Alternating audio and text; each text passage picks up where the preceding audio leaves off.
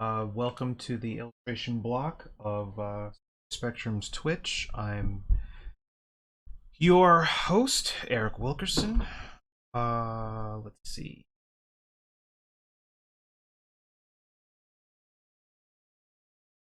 That this is all probably says that I'm Simon Warwick. Not.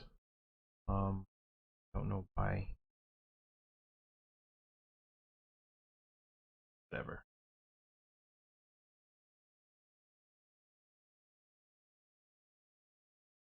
That one day. So, I'm going to continue where I left off last week with this sketch comp that I'm doing. And if anybody has any questions about the process or anything like that, feel free to ask. Otherwise, I am going to just dive into just doing some rough color on top of this. Hmm.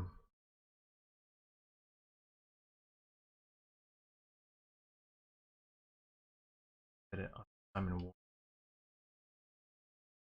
Okay. I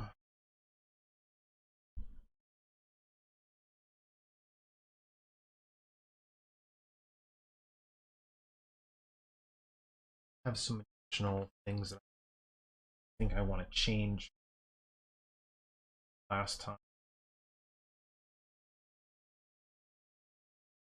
Name my said on video, on camera, to please. It was a huge pet peeve of mine. People don't name their layers, and what I go and do, I didn't name layers.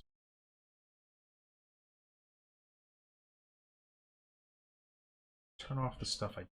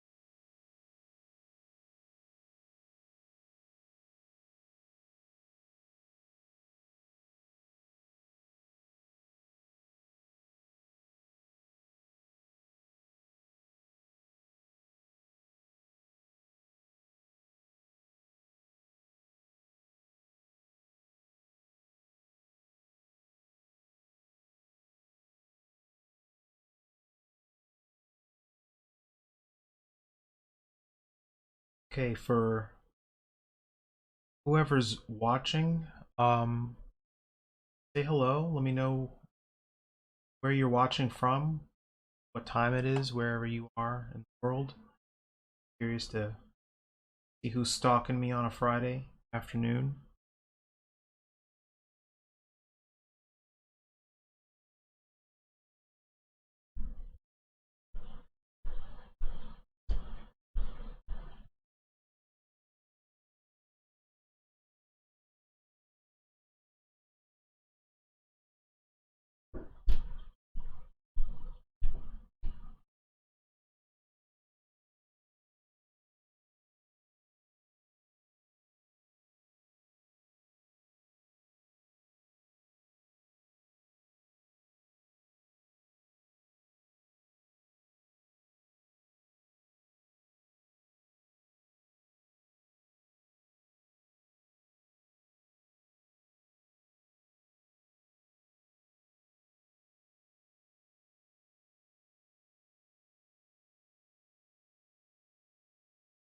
Okay, it's Friday, a little after 2 p.m. here. Okay, so I guess you're in the States. Where else gets a little weird?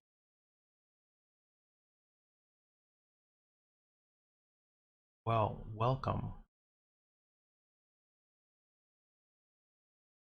Just grabbing some I made myself to touch on this stream.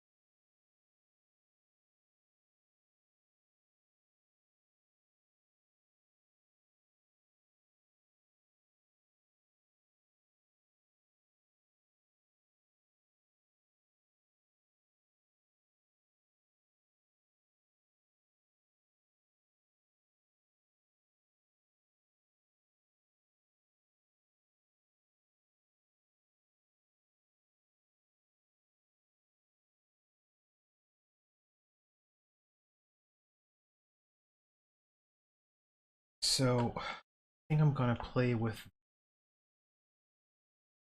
If you missed the stream last week, I was playing with up book cover competition, playing with 3 or 4 different options, starting off with really rough abstract sketch, and then moving into something developed with early establishing values. So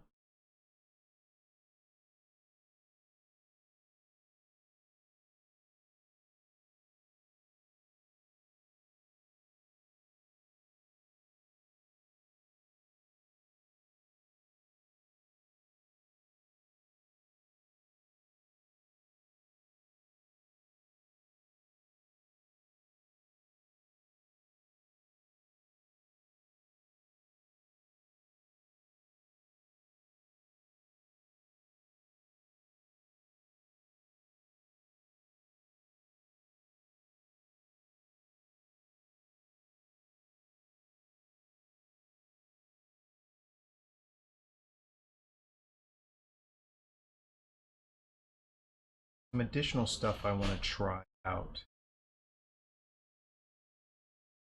see what works. Is taking out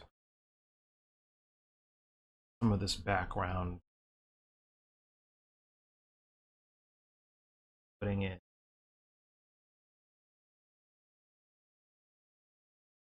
maybe putting in some kind of architecture instead of it just a void space, spaceship or crash. I give myself an alternative I had come up with. So the idea with any composition is to not fall in love with the first one that you do. To give yourself the opportunity to explore other options and see what works. Might come up with something that tops your original idea, but you won't know it unless you work it out. I mean, that's where doing 4 or 5 different comps comes in handy. But even after that, you might want to alter some things before going to full color.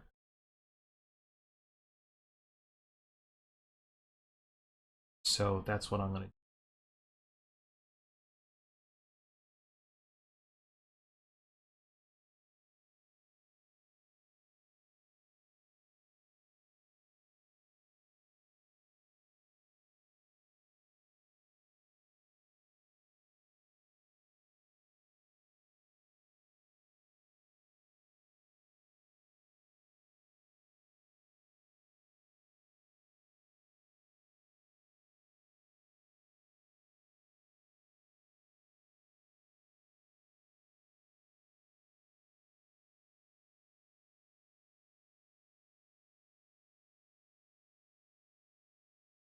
A lot of this might look boring, whoever, but it's just my thought process. Experimenting with nothing dazzling or crazy.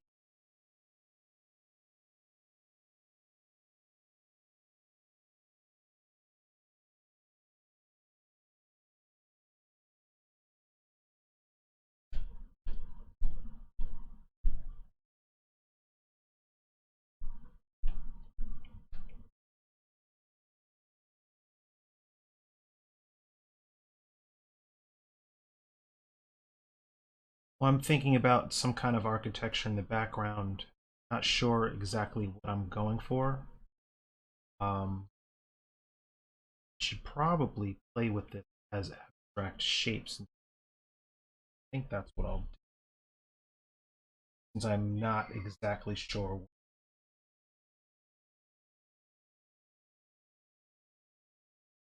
what value.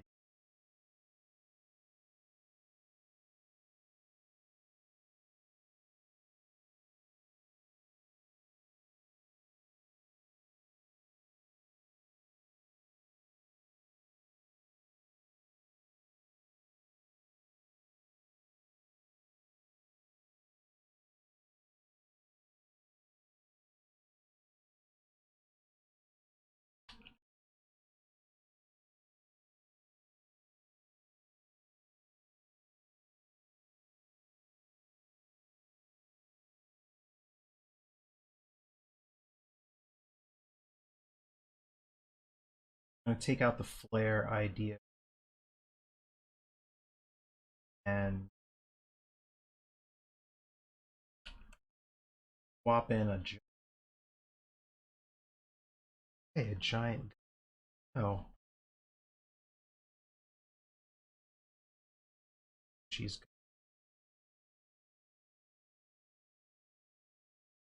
kind of giant super soaker looking.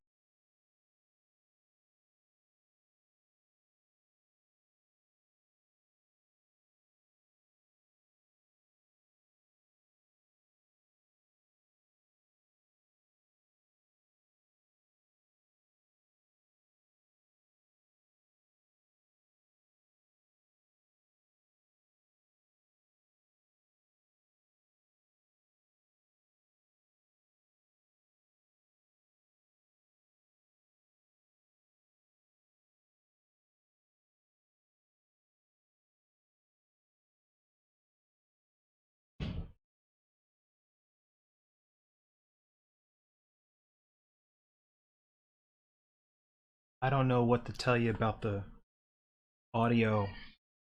I'll speak to somebody, I'm not sure, but my microphone is maxed out. Desktop audio is maxed out, and somebody's telling me they can't hear me.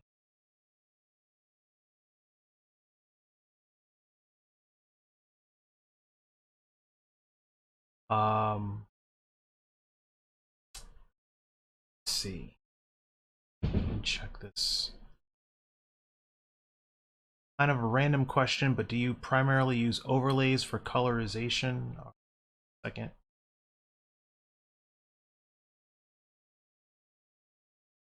I've seen a lot of people do, and then some that are very against it just use it for base colors.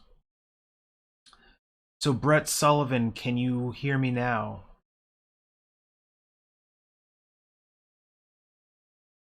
Um,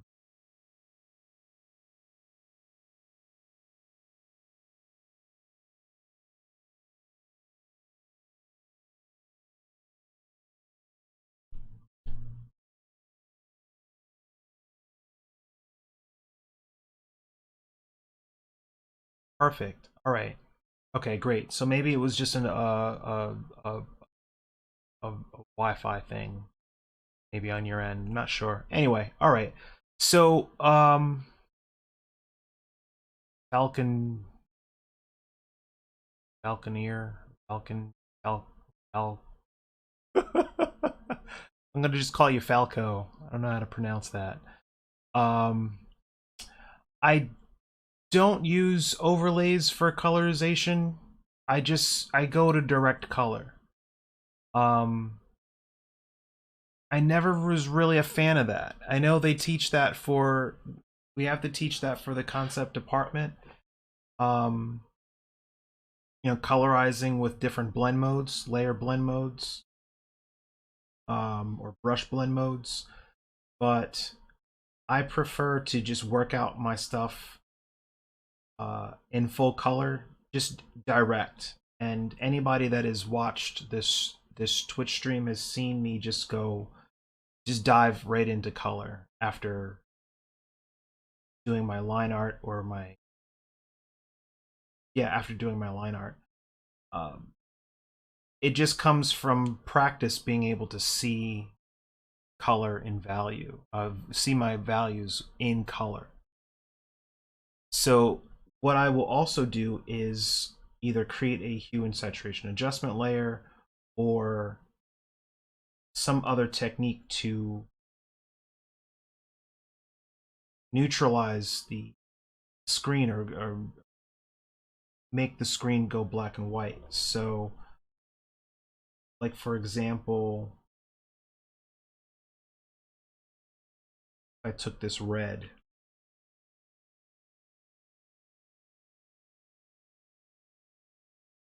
just going to max it out and go full red.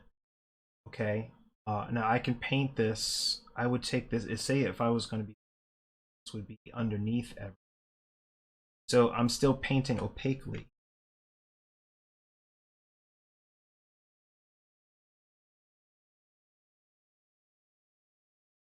So I'm still painting opaquely, right? Doing whatever it is. And then if I want to check the values, check the value of this color, I can go into view, profile setup, and then you can just, I go to working gray dot gain 20%. These are the settings, black point, compensation. You can just hit OK.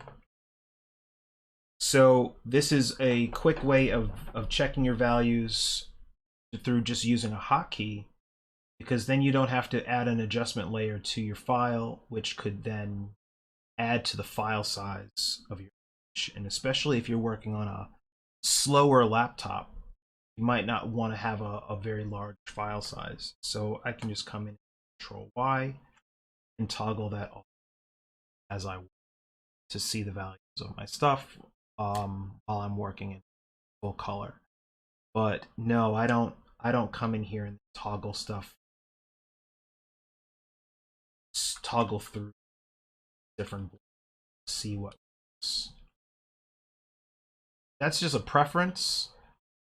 And what I tell my students is that everybody uses this program a little differently. So some of the artists that you see doing stuff on YouTube, some of that stuff is really gimmicky. Work this way, not that way. Do it like I'm doing it, not the way you've seen on blah blah blah other videos. And that's just to get you to, that's clickbait, that get you to click on it. Click it and you realize you haven't really been told anything you don't already know, or it's a way of working that is uncomfortable for you. It really isn't any faster than how you already work. It's just a different way. There's 1,000 ways to do everything in Photoshop. So that a long-winded way of answering your question. Let's see.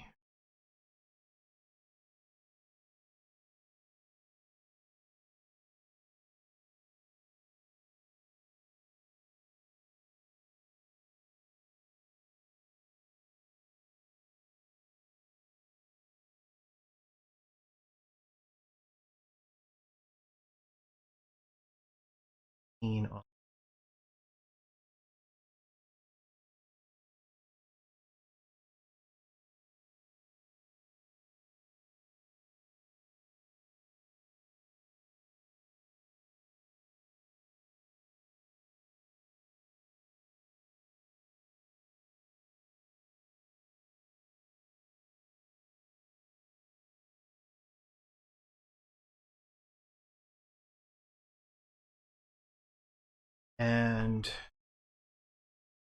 this costume.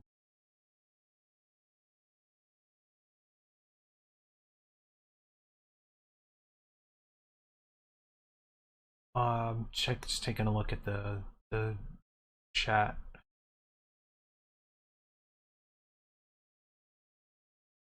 Fresh off a Rough Riders video, so I'm hyped. P Jiggy, hey man. Um, oh no, I'm muted again. I don't know. I have not touched a single setting on the audio for this thing. Um, I'll bring my mic closer to my face. I mean, I can cram it up my nose and let you breathe and let you hear me breathing. Huh, sounds like when I'm actively working in Photoshop, the sound gets buggy. I don't know what to tell you. I will talk to somebody about that, but I'm only pressing buttons that I was told to press because I do not know how to use OBS and don't have time to learn it. So I just press the start button and go when I'm not doing anything. Oh, okay. So if I'm not doing anything and I'm not talking, then there wouldn't be any sound. So I'm not sure I understand. I don't know. I'll have to watch this later. How deep into art would you say the design team members need to go? That's such a, you have to be more specific. Design teams on what? And need to, I mean, you have to tell me, like, what are you talking about? How deep into art? Like, what kind of art? See, I wasn't talking just now, so there is no sound. All right. um, so let me just figure this stuff out.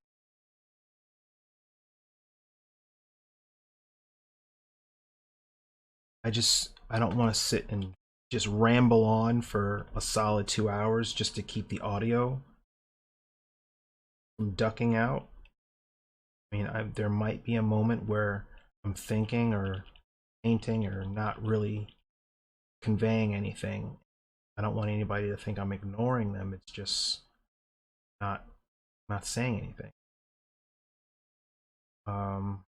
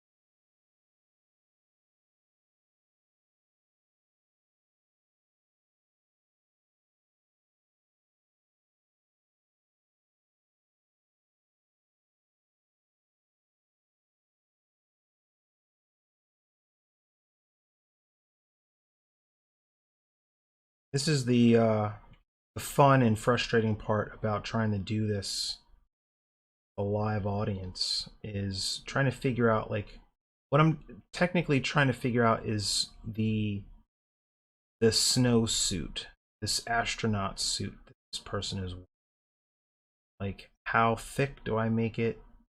Uh, how, what is there a chest plate? Is there not a chest plate? Is it just a coat? Go with just a coat with maybe some kind of something that feels more life preservery.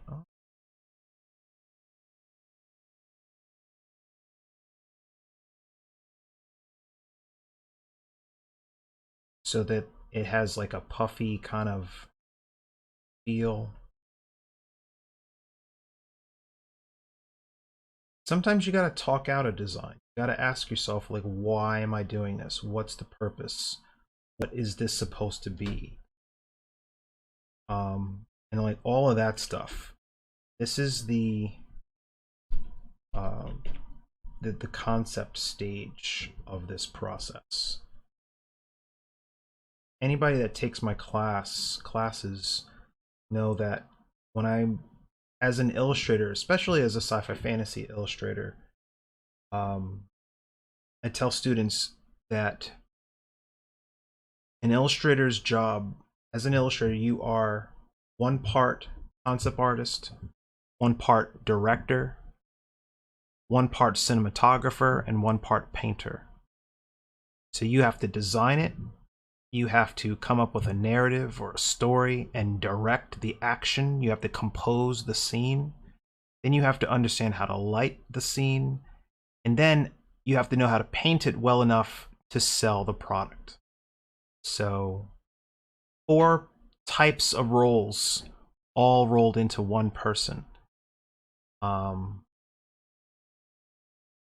And you know, some people would rather just do one concept and say, I churned that out in a day and it's such a cool design, they're going to use this for a movie or blah blah blah. But then the illustrator would come in and take that design and do a full E-frame battle moment where Captain America and Winter Soldier are punching each other in the middle of the highway. So that's the difference. It's all well lit and composed. So there's that. I'm trying to think of shapes and patterns and stuff.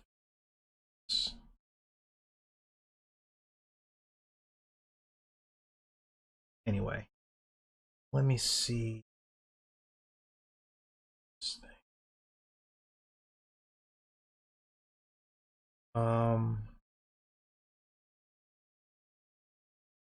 Keep toggling stuff because I'm trying to decide whether or not I want to keep that or not. Right now, I'm not certain. But no, I don't want to.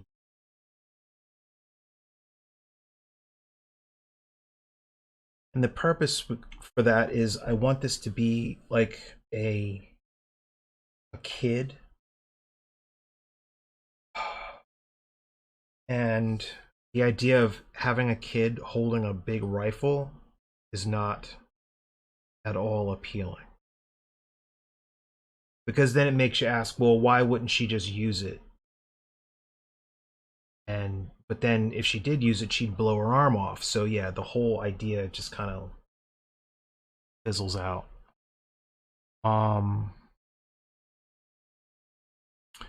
Okay.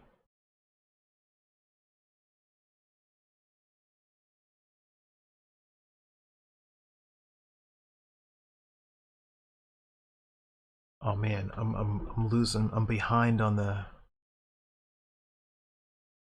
Yeah, a flare, because the flare would imply that she's trying to get help or that she was um you know, traveling away from her spacecraft, her down crashed spacecraft, and is trying to illuminate the ground around her. But having her with the rifle just adds a whole other darker element to it, like she was out here to hunt the thing. So I mean, there's so many different ways that you can apply a narrative and read into this. But if I was like, say, if I were to use, if this were to be a concept for for a kid's book or aimed at teenagers, you don't want to portray violence or anything that implies it on the cover. So that's the challenge. It's not like doing a cover for heavy metal where it's just naked ladies and laser guns and swords and and stuff, and you can get away with all that. I gotta scroll back.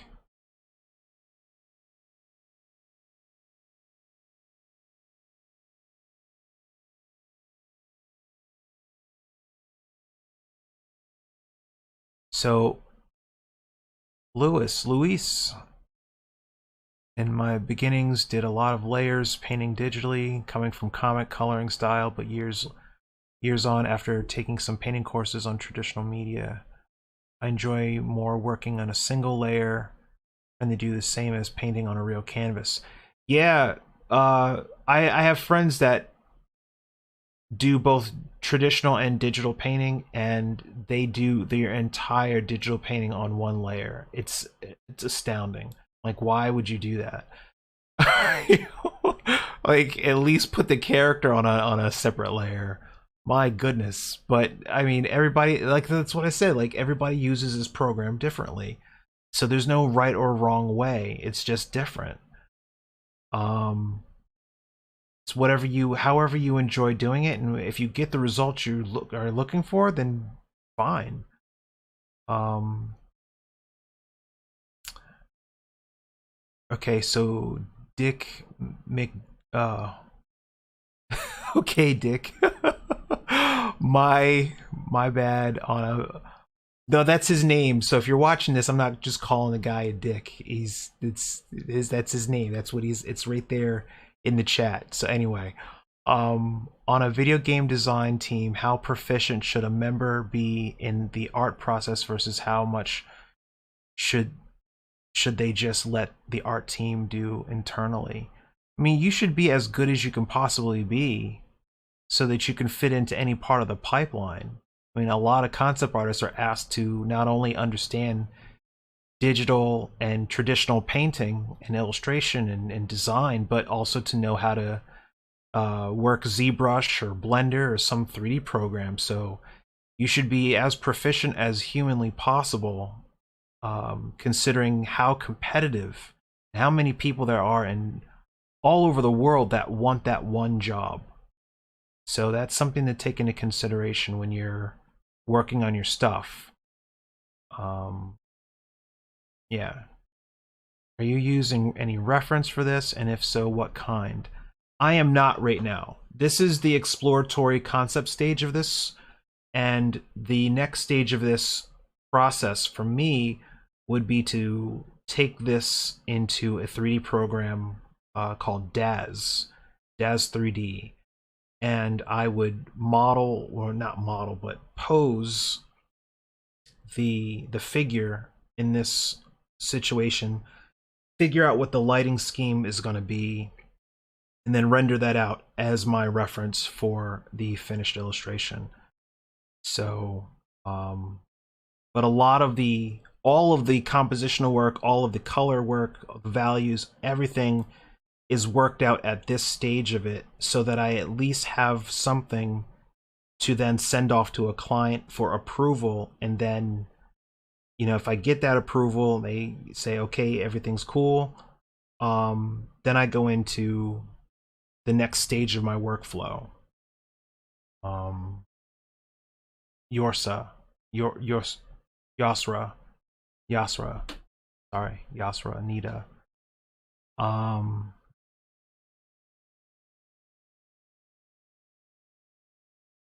Tony, she could maybe be holding something like a wrench or a handheld welder in an attempt to fix her ship.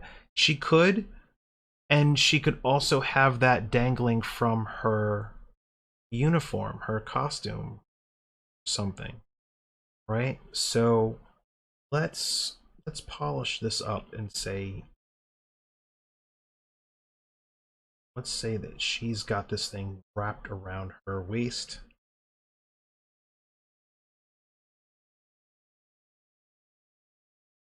Maybe it's starting to ooze up part of the chest, so I can get rid of the line parts of it. It's all just blob. I don't want to obstruct the face because that gets a little too graphic or a little too sci-fi horror. Still want to be able to see the emotion on her face. Um, I think we'll. All right, so if we go with the welding torch idea, it could be something that is falling into the snow. Like she's startled. It jumps out and it wraps around her very quickly. So have something. I don't know what the torch look like. Kind of situation that might be. But we could have something fall out of her hand.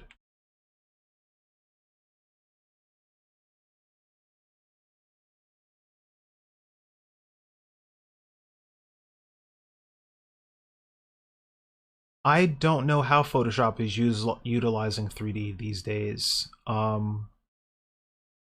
There are Blender seems to be the gold standard right now for what you should probably be learning as a concept artist. A lot of work is being done, a lot of 2D and 3D work, and sculptural like ZBrush quality work is being done in Blender, and it's a free program, which blows my mind. So, like if you can't afford ZBrush or ZBrush Core Mini or something like that, Blender is the next best thing, probably the best thing for you guys to be learning, in addition to any 2D work that you are learning in school right now, wherever you are. The Blender and I think ZBrush Core are going to be included in the I think in the concept art curriculum, I think later in this year, if I'm not mistaken. But I don't quote me on that. I'm not sure. Things can always change. But just to let people know, the program is trying to be like all inclusive so that it's a one-stop shop for people that want to learn this stuff. Illustration, 3D, concept art, and all that. Oh, so before I forget, I was asked to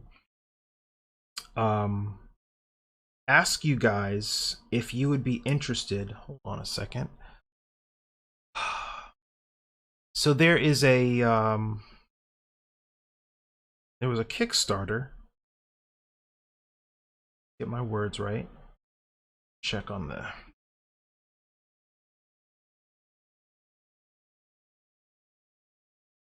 just a second. Okay. So there's a Kickstarter called What They Don't Teach You in Art School. It's a two-part PDF. It's an illustrator's guide to making money in the real world. So it's a lot of detailed information on the business of concept art and illustration and all of the stuff that they don't teach you in art school. The school is giving away some free copies of this to the first 3 people that email the school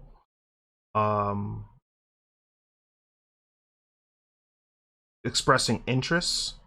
If you tell them that you were watching this stream and that you are interested, I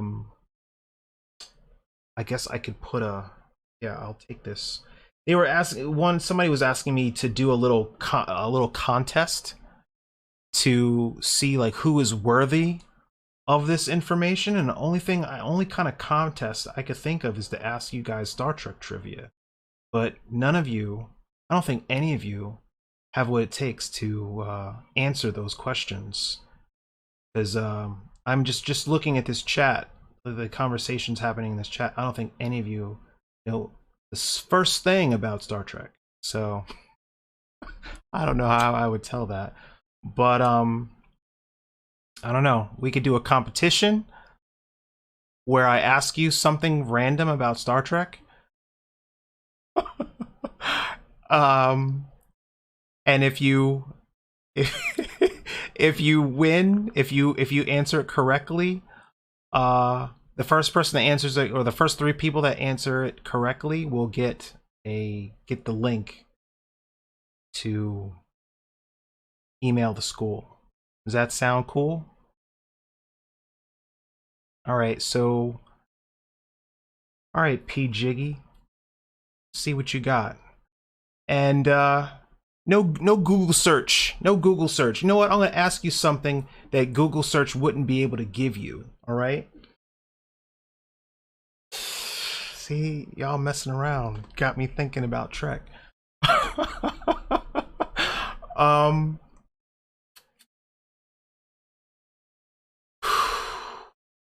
man. Um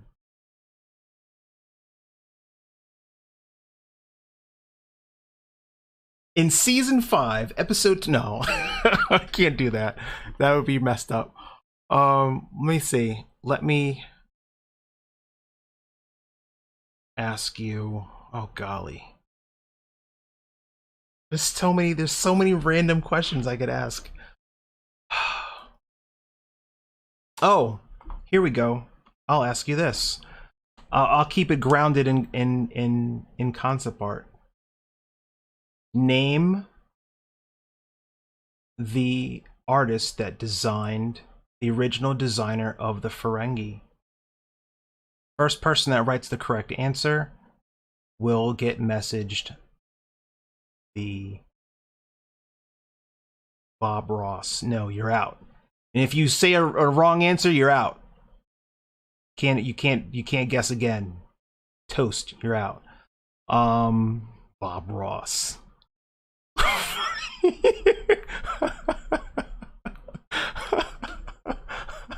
That's funny. Nope. Sorry, P Jiggy. Yeah. Maybe that was too hard for you guys. Maybe that was too hard. All right, I'll try a different one. Name the concept artist that designed the Enterprise from Star Trek the Motion Picture.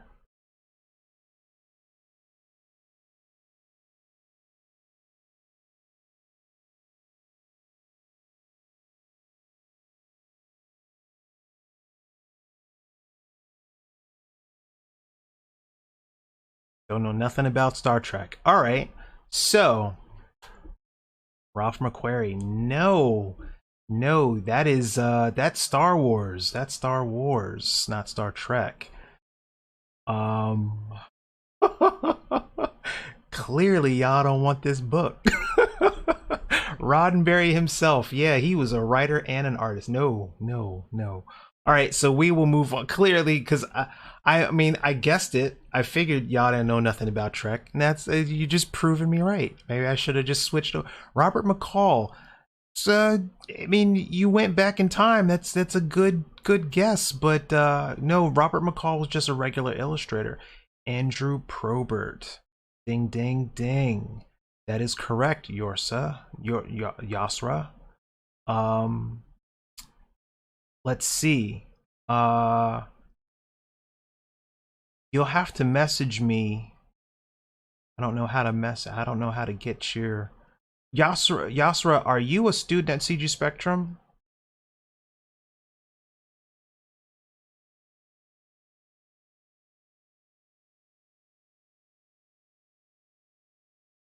Because if you are, I can just send you the link in Slack. Yeah, all right, you are. Man, this was pretty easy. All right, so we go Yasra. Bang, there you are. Look at that. Just doling out gifts. All right, so here's the link. Here's the email. You tell them that you passed the test and that you want that prize. How to what it all? I forgot the name of it. What they don't teach you in art school. All right, and this is I'll copy the link and I'll send that to you as well, Yasra. All right. So now I got to ask you guys another question. Yasser is currently taking the advanced concept art course. Cool. All right. So I got to ask you a different question, not Trek related, because my God, you guys just stumbled and tripped and fell down a flight of stairs on that one. P. Jiggy, now you answer a question. In which episode did Captain Kirk face off against Moriarty? That's a Star Trek question.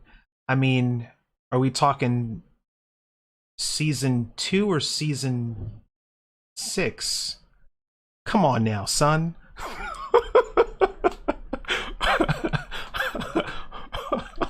Which episode? You gotta let me know what season, because Moriarty he was in Elementary Dear Data. That was season 2. Come on now. I am not going to acknowledge that silly question. You make me the first time. Oh man. So that had to be Elementary Dear Data. That was the one where they go into the holodeck and uh Doctor what's her name? The woman that took over for Beverly Crusher was in there. Man, what was her name? Oh, I can't remember. Yeah, that was off the top of my head. I didn't even have to think about that. Um, let's see. Oh, I got one for you.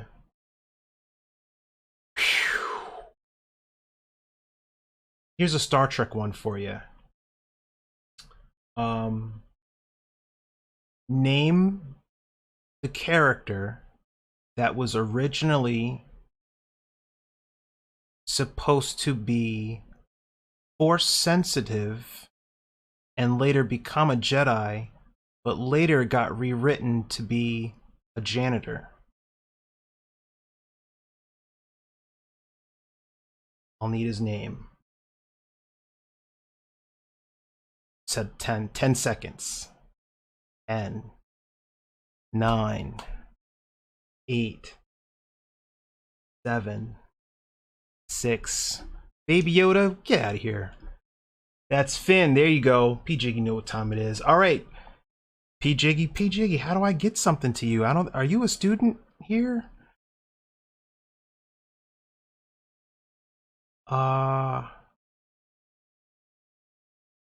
P Jiggy, message me on Instagram. Eric Wilkerson Art.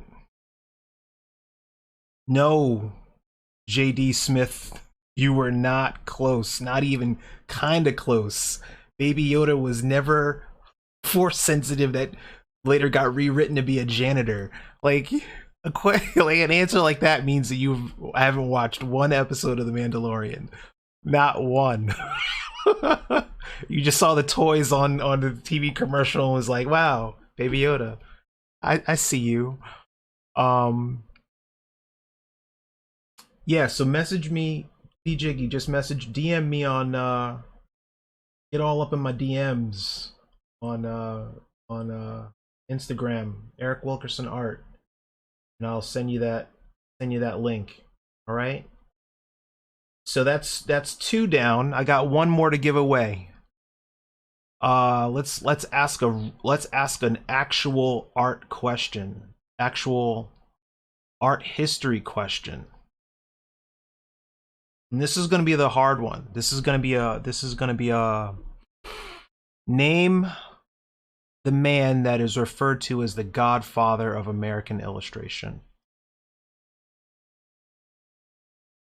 Name the man that is named the godfather of American illustration.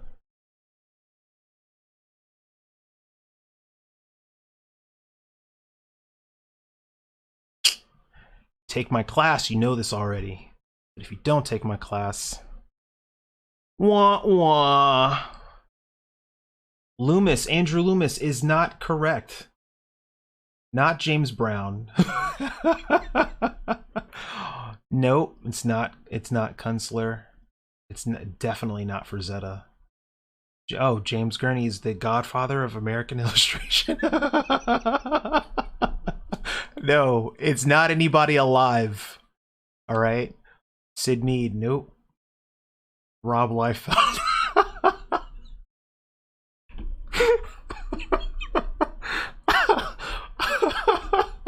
Rob Liefeld, my God.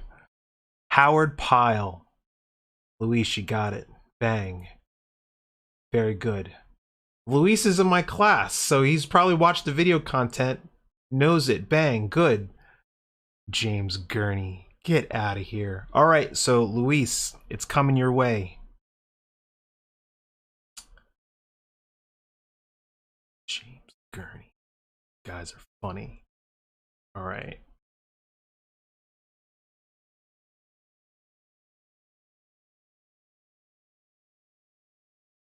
Link.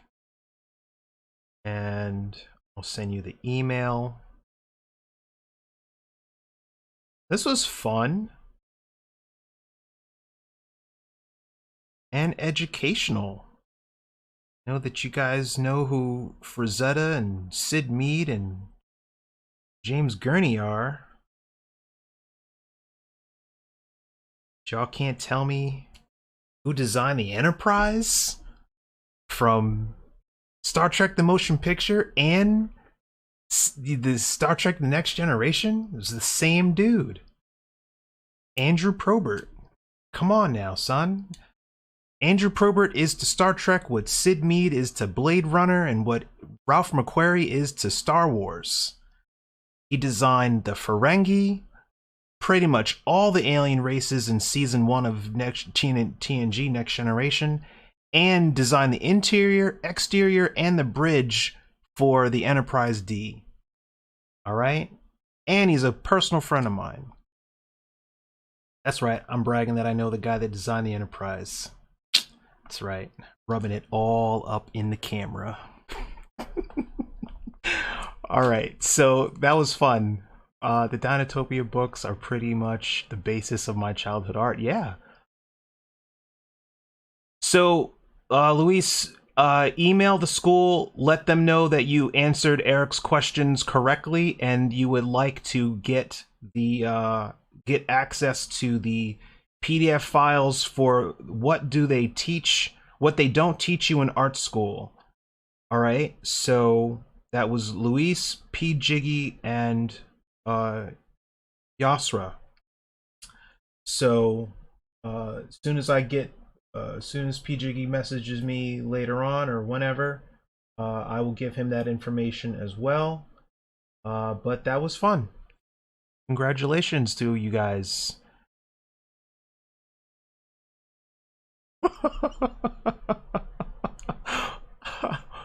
Wow.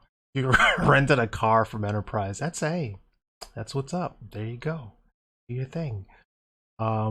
Yeah, by email. You gotta message them by email. Yep.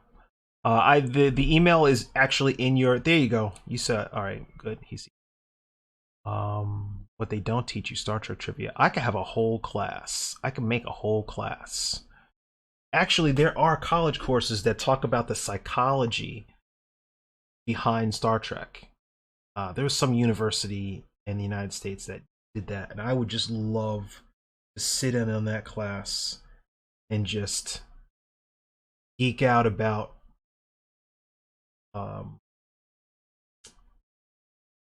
the motivations behind founders and why they chose to invade the Alpha Quadrant, like the whole Dominion War and all that stuff. Like, oh my, all right, jazz hands, right?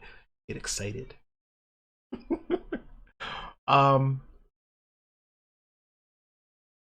So do you guys, I wonder if you guys know, if you are taking classes learning about concept art, learning about illustration, learning about whatever it is that you're learning, do you know, I'm surprised by how many people don't know the history behind a lot of this stuff. they don't know who people like Craig Mullins are, or who different illustrators or different concept artists from the 70s and the 80s that influenced a lot of what is being done in contemporary media today. So I think that if you're not aware, if somebody if you're watching this and somebody named off James Gurney or Sid Mead or Ralph McQuarrie, and you're not aware of who those people are, but you know all the names of the people on ArtStation, you need to do some homework. All right, that's basically that. Um, I am going.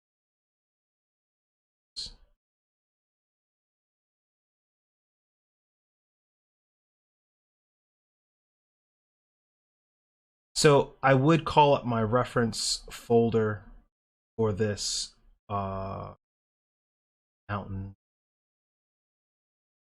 stuff, but I think there is I'm not sure if there's rules against that. So I don't want to copyright rules or some kind of rule. Um,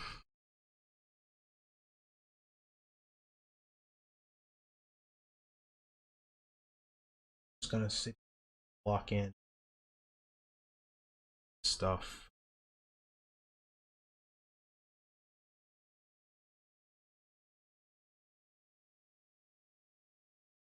So I was originally thinking to go dark with this, but now that I'm thinking about it, I'm thinking that I'm probably going to do something that has more of a value contrast in here.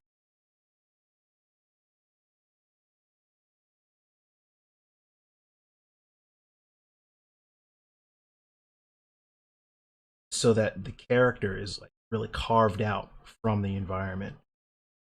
And it's not going to be, if we're talking about something that's in the middle of a snowstorm, kind of overcast lighting, um, we're already talking about an image that is going to be mostly blue, mostly pale shades of neutralized blue. Uh, and even kind of carve out a shape, like the clouds are parting, kind of thing. Soften that up.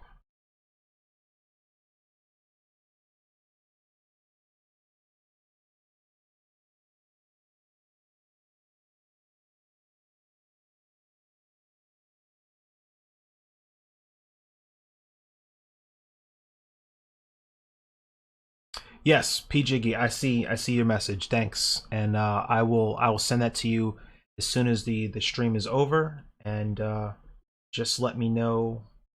You guys, let me know when you get it. Message me. Let me know. You can message me on Instagram. Let me know when you get your PDF or whatever it is. I mean, I'm sure it's a fantastic amount of information because there's a ton of stuff that I didn't know when I left art school.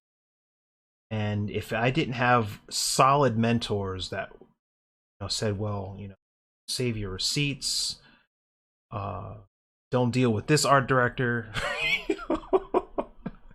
um, here's the business end of it, here's what you need to understand, save your money, all of that stuff, I would have just been out here lost. And when I was making the video content for the illustration course here at CG Spectrum, I remembered that and tried to add that into the course. Is it not just being okay, well, here's how to paint, here's how to compose, blah blah blah, here's some history information, but no, here's the business end of it, here's what you need to know. And I think of this this PDF that the school is offering to select people that uh, express interest is more of an addendum to what I'm covering in the course, in the actual. So, um,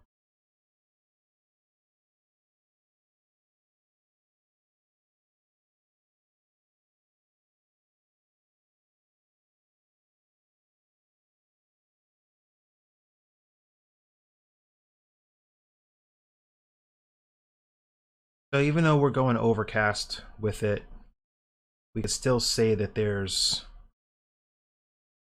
patches where there might be something, some kind of shadow, form, object, very softly planted in the snow. Try to undulate this stuff a little bit.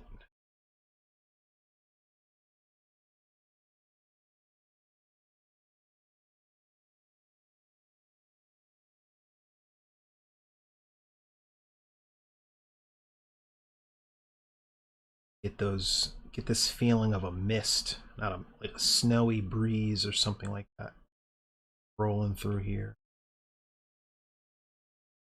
And I think it helps the snow, little bits of snow help that achieve that goal. Ah, let's see.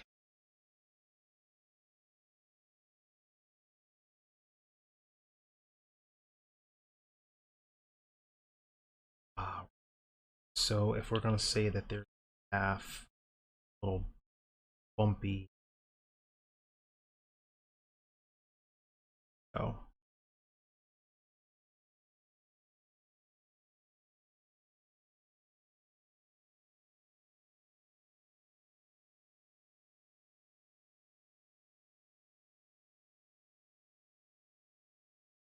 So if whoever was asking me about color and value and what an overlay, blend modes, and all that stuff, this is where it starts. I don't. There's a base layer establishing the background. There's this very quickly done. I'm not overkilling it. Um, and then I can check my values to see what my lightest lights, my darkest darks are. And I still have room in here to go lighter. There is no pure white. So like if I were to do that, I could say, I mean, even still not going pure white, just pushing the value of that, pressing into it. This little halo effect around her head.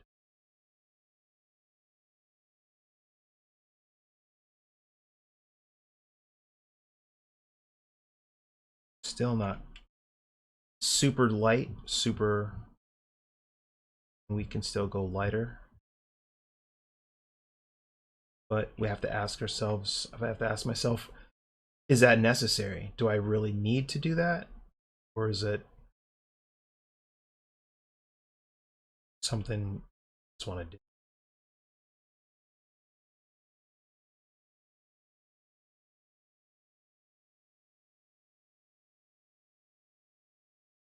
So now the lightest light is right behind her head. Oh, this can be. Have you seen those photographs of like Arctic snowstorms, and there's like patches of light punching through all of that storm cloudy stuff.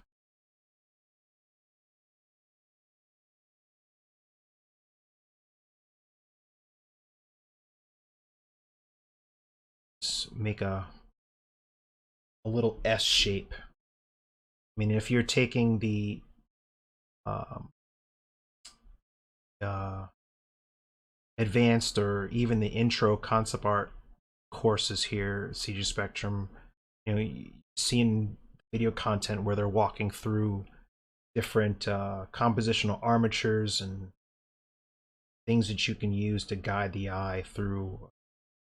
So, which is also stuff we talk about in the illustration course, a little bit more in depth about psychological aspects of color choices and things like that, which is always fun to get into.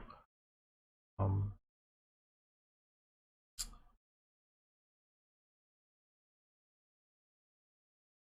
right on. All right, take care, Brent. All right, great. Yasra, good luck. All right, so hope it's some good info. I haven't actually taken a look at it. I probably should, since I'm out here slinging it.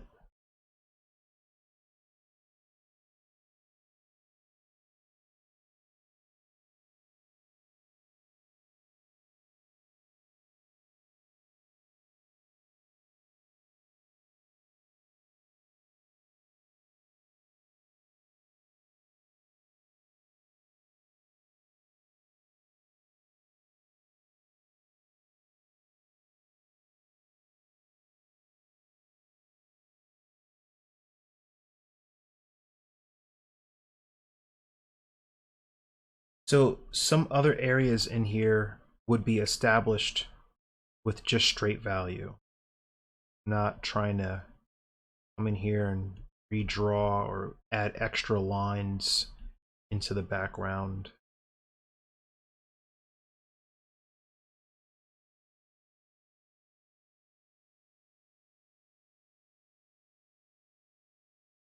Um,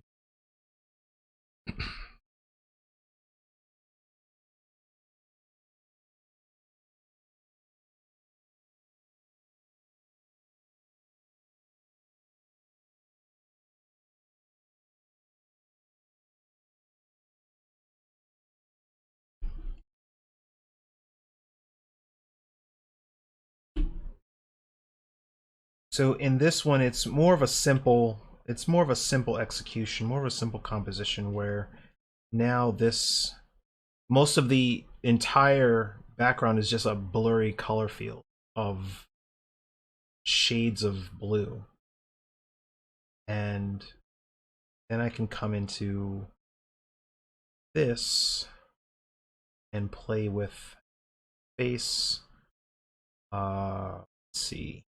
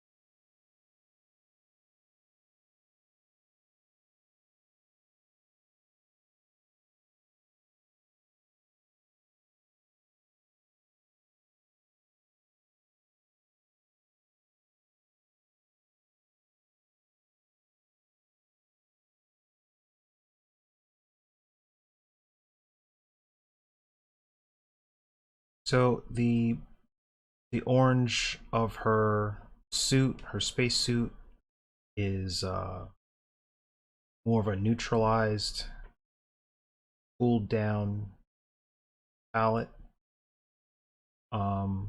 Since we're going for that overcast lighting, blending the two, blending that cool blue into the color so that it feels harmonious. Like it wouldn't work out. It would just look gaudy if I was just to go full chroma and just drop in some chromatic orange in there on here. That would just stand out way too much. So I'm gonna keep that whole feeling. And constantly zooming in and out, seeing if everything reads, what the values are, and I could even go darker in some spots on that suit. Definitely on the body. So it doesn't have to be a white jumpsuit. It can be black or whatever. So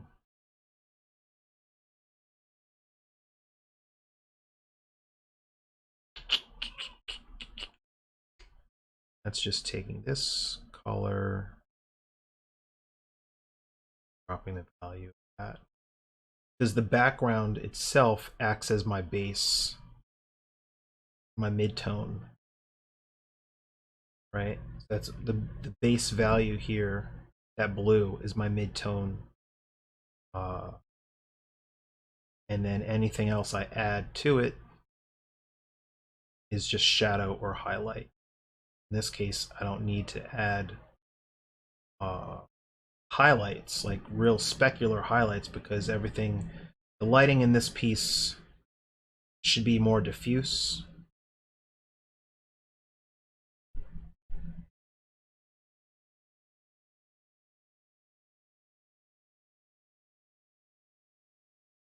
Maybe with some bounced light from the snow.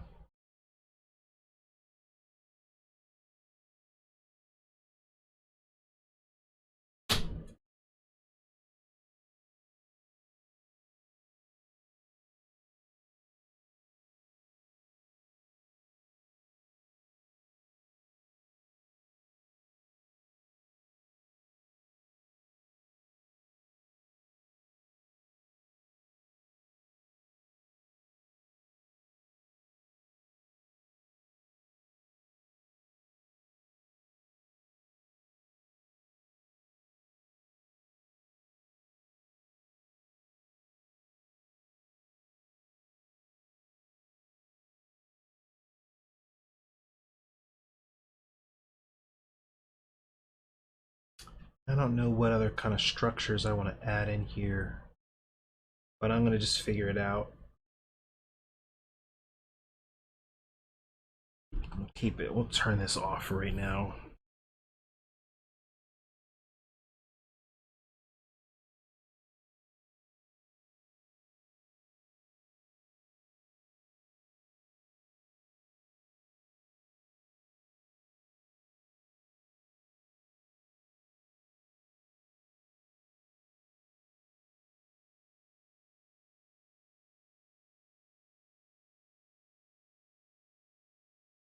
Thinking some kind of ruins, temple, maybe some stairs or something that's been buried in the snow, some architecture, something rising up out of the snow. A lot of this process is very exploratory, and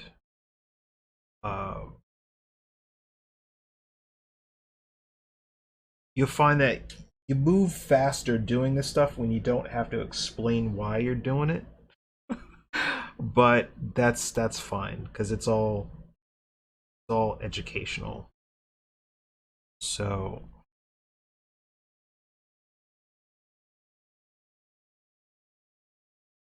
say like something is covered in overlapping and snow and over here. Um, remembering not to put anything of importance in that gutter area.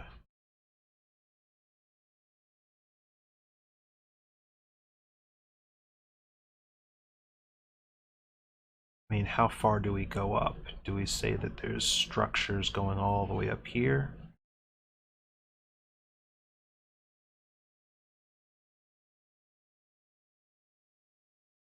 It's all just rock.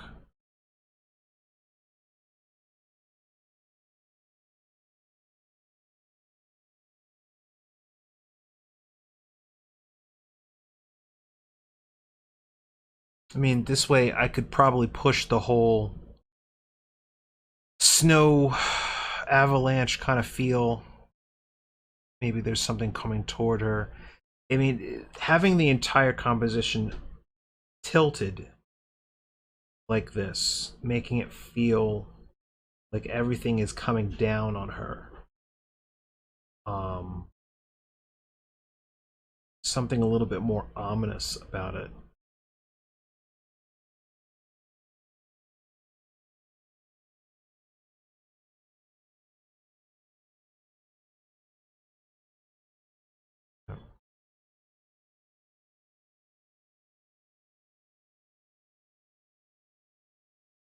Okay.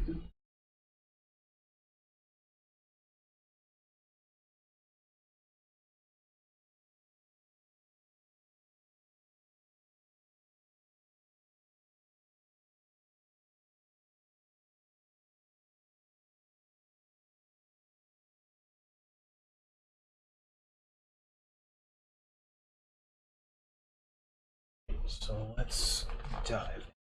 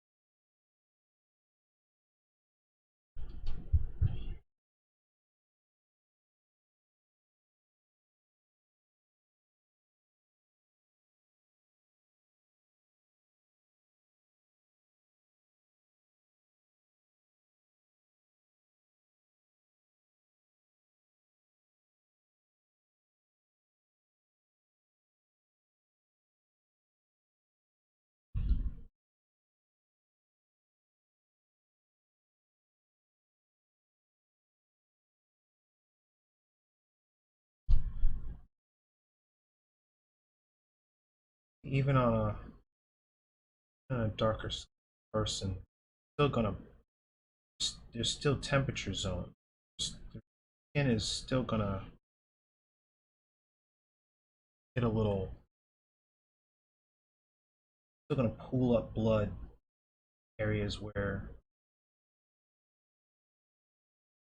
face gets cold. Minor little stuff like that.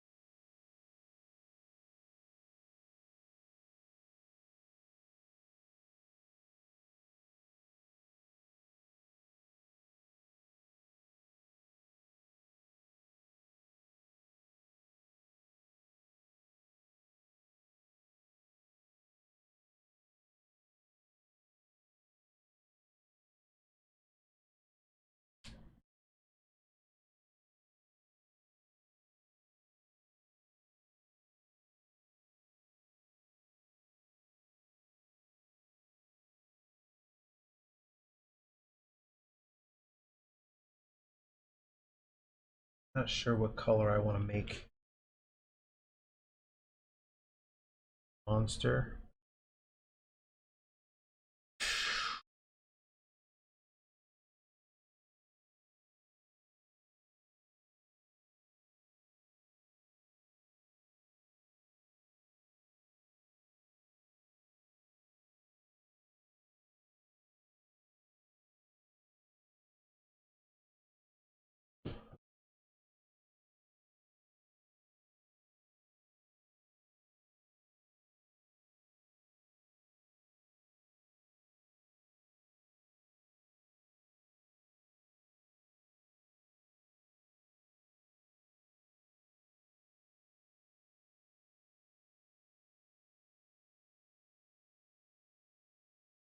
Red maybe, complementary colors versus the snow.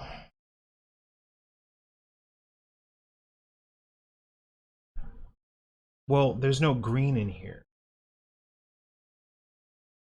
So the complement to the blue is the orange.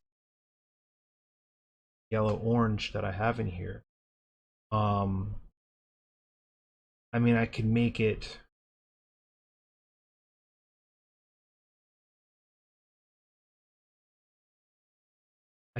some kind of violet, a red violet, and then put some kind of yellow green accent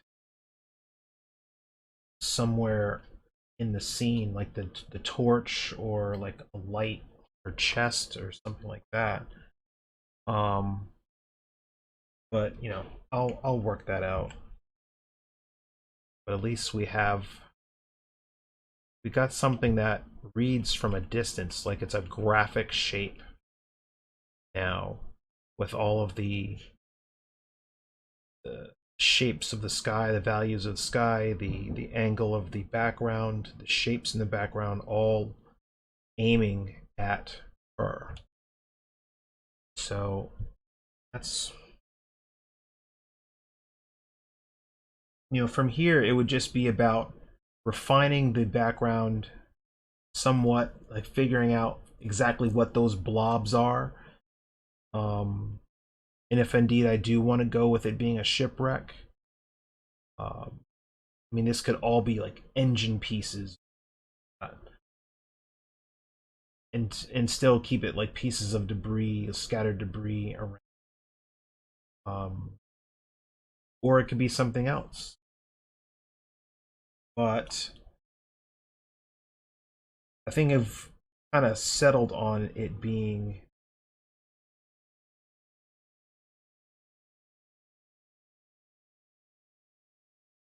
not leveling it off, not having her look like she's coming down the mountain um, towards something in the background. I want the background to look like it's coming toward the foreground. If that means having, oops, that means having snow look like it's billowing up.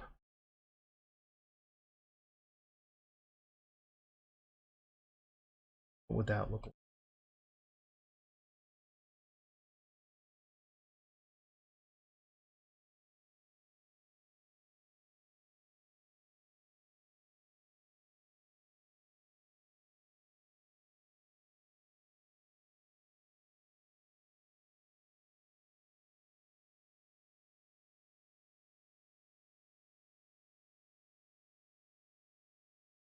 I'd have to grab reference for this so that I know exactly what that looks like.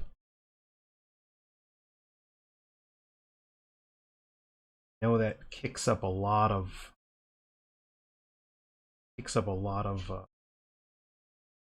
snow, a lot of atmosphere created by that avalanches. So it's like if the monster doesn't get her, the avalanche will. So she's screwed either way. All right. um, but I guess this is just gives you a little bit of insight into the thought process. I mean, I could come back into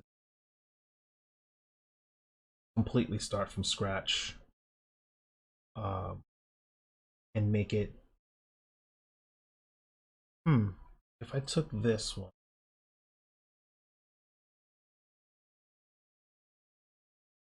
and duplicated it, played with the time of Tony, what do you think? Another time of day that this could take place in, so that we don't go overcast with it, um, but still allows the character to pop. What do you think?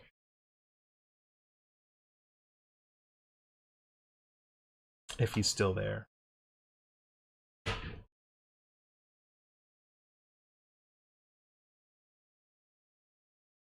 I'm going to duplicate here.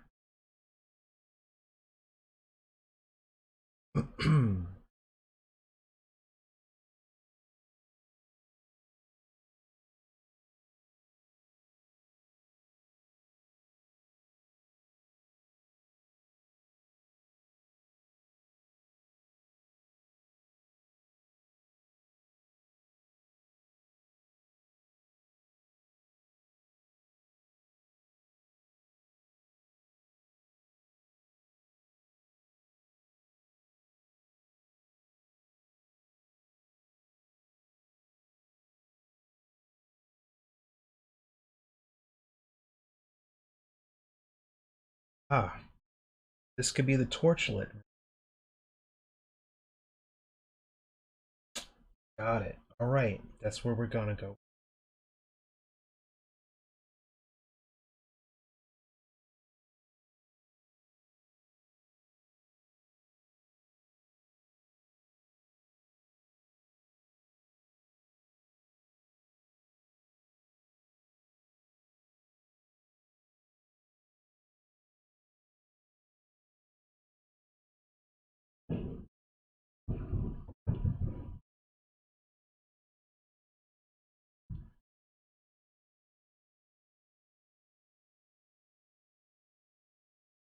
Red sky in the morning, sailors. Red sun at. Have the sun behind her. Yeah, I was thinking about that, like a subtle, something subtle.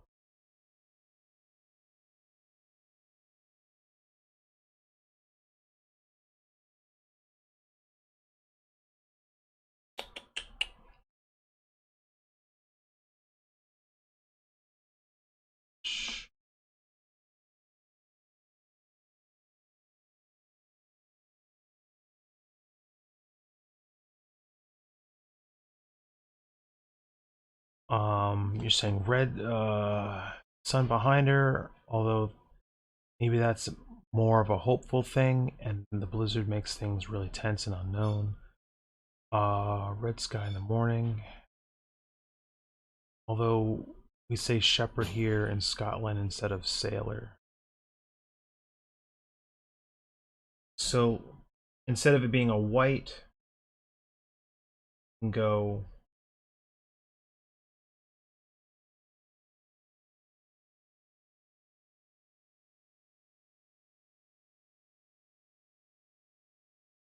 just this hint of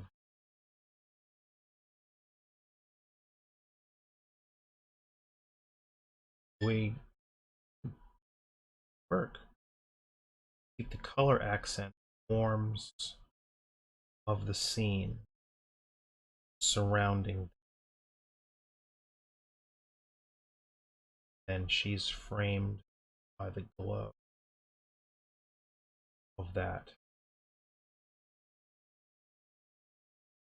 sunset. Duskiness.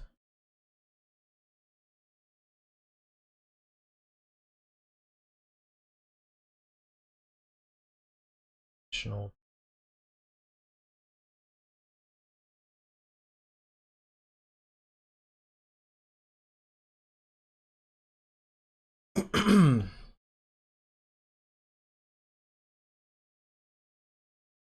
possibly.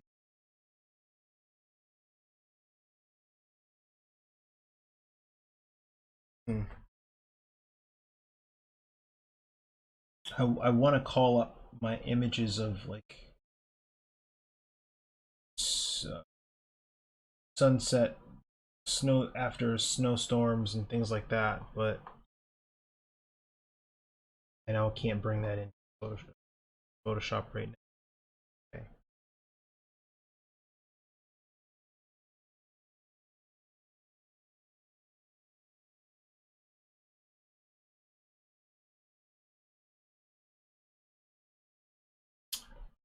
Saying streaks of flashlights.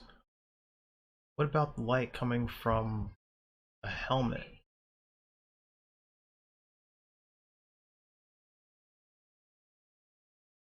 Put light, you could have the light of a search party in the background, obscured by snow. Could be.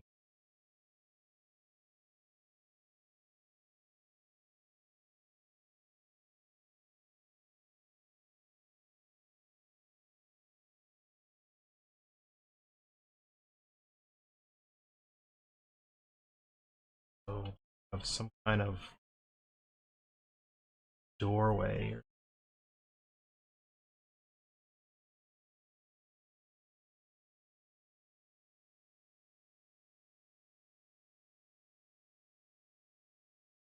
stairs.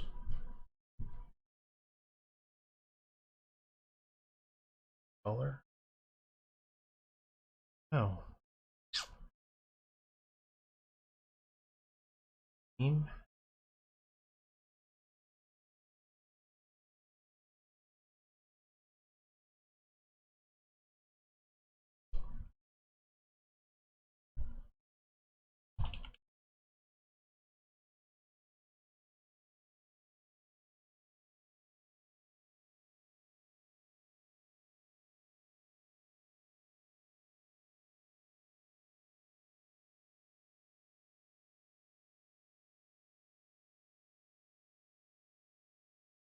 Now that one's a little too dark.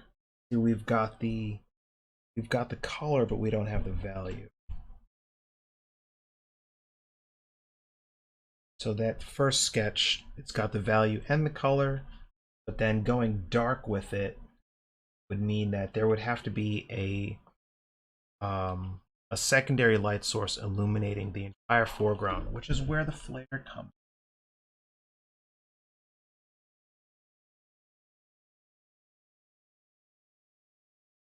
If I can find it. Oh, it's named.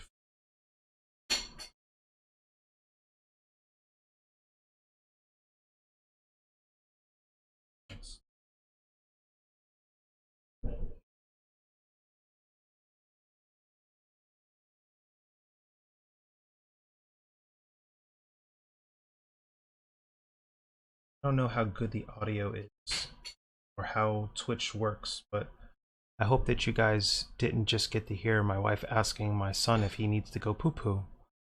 But if you did, now you know my son's got to handle his business. We went green with it. What if she's got a green flare? That could be interesting. Let's play with that.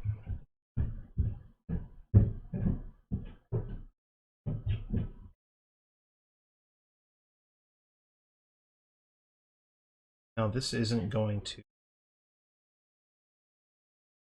change the value. It's just green. Have to come in me.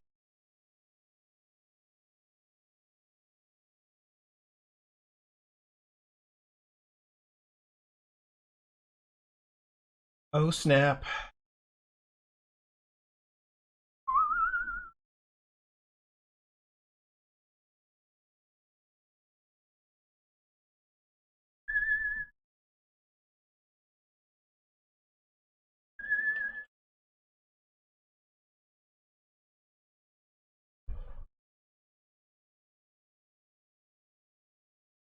Gotta put something around.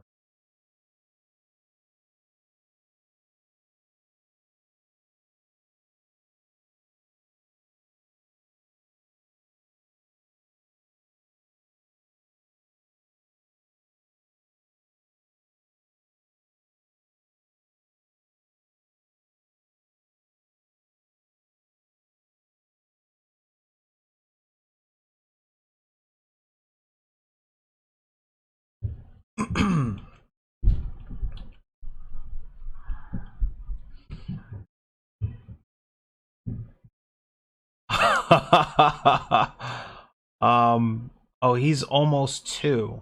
So where he's body training now, but he uses that he's a smart kid. He uses it as an excuse just to go upstairs so he can run around and do, might not even bathroom. He probably just wants to bed or something. But he knows that if he just wants to go up, we're going to tell him no. Got to drop a deuce. Gets his way. Kid thinks he's slick. So there we go. So there's 2 options for the lighting in the scene. I haven't figured out what I probably get.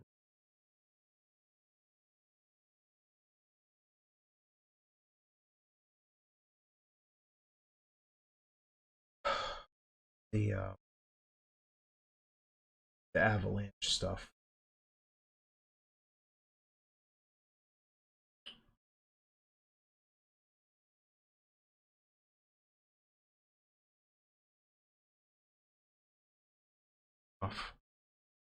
Now this one can have the flares. Very pastel-y. So then do I punch it up just in there?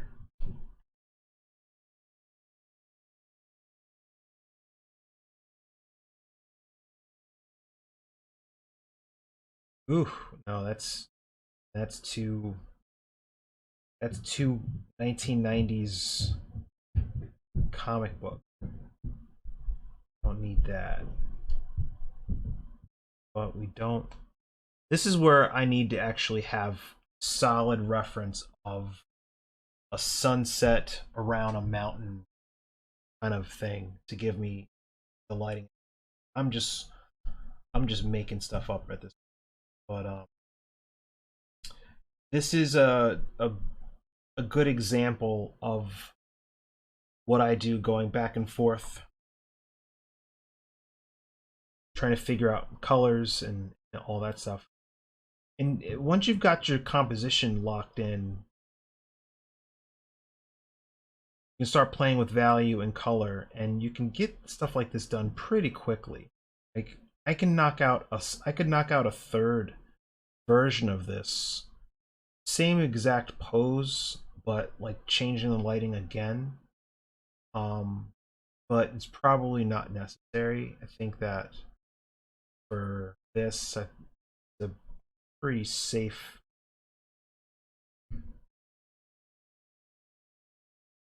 pretty safe bet. It works. Composition works. It's just about figuring out the color scheme.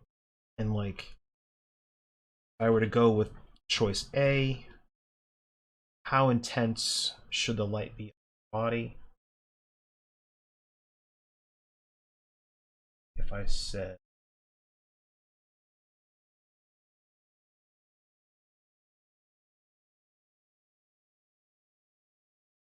somebody, well, I was watching your stream, and you don't name your layers, but you want me to name my layers. What do parents say to their kids? Uh, do as I say, not as I do. Something like that. So yeah. So I see I just named a layer.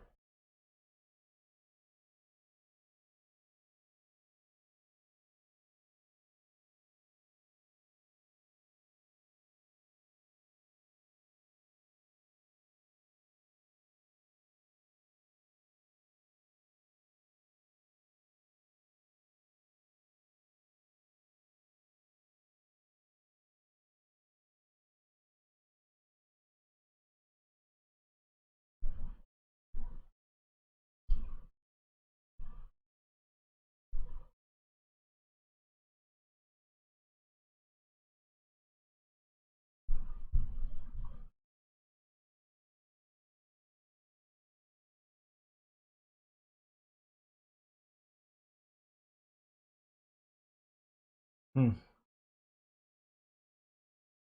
Practice what you preach. Yeah, exactly.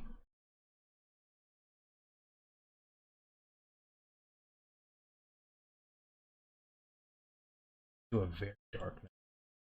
But see that if I were to go any darker than this, then there would have to be a significant glow around her body in order to create enough value contrast for you to see her face. And that is the challenge of um, painting darker skinned people compositions. You want them to pop.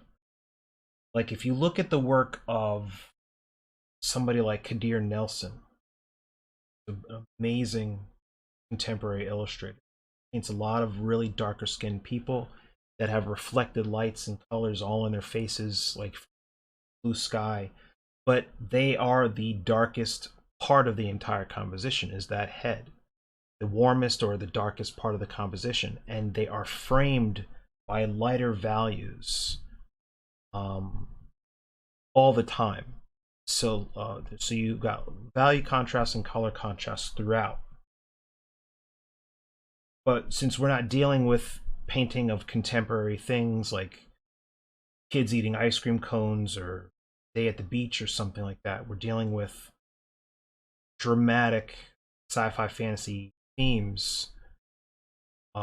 We really have to be aware of how light and shadow and the environment around different flesh tones or different shades of humans, how it affects their skin.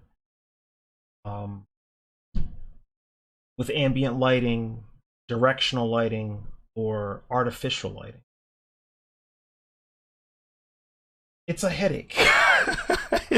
It's a lot to think about, and you go, oh man. Uh, but that's what I chose to do, so I'm gonna stick with it. And then somebody could say, well, why not just make her a white girl? I mean, I could, but I don't want to. I want it to be this. So it's about figuring out a way to make that work. Um, But anyway, so this is what I got. This is, uh, I think, 2 weeks of listening to me ramble on about my thought process about a rough sketch is enough. So I'm going to come with a new project next week. It's gonna be so cool. I don't know what it is yet, but it's gonna be so cool. But thank you for playing along on the what they don't teach you in art school challenge, and sticking around and for this. Uh, who was the artist you mentioned? Oh, just now, Kadir Nelson. It's Kadir Nelson, Nelson. It's fantastic, fantastic illustrator. Um,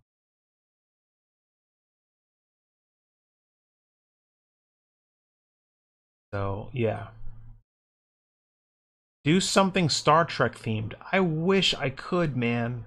I really wish I could. I don't know legally what the rules are on that.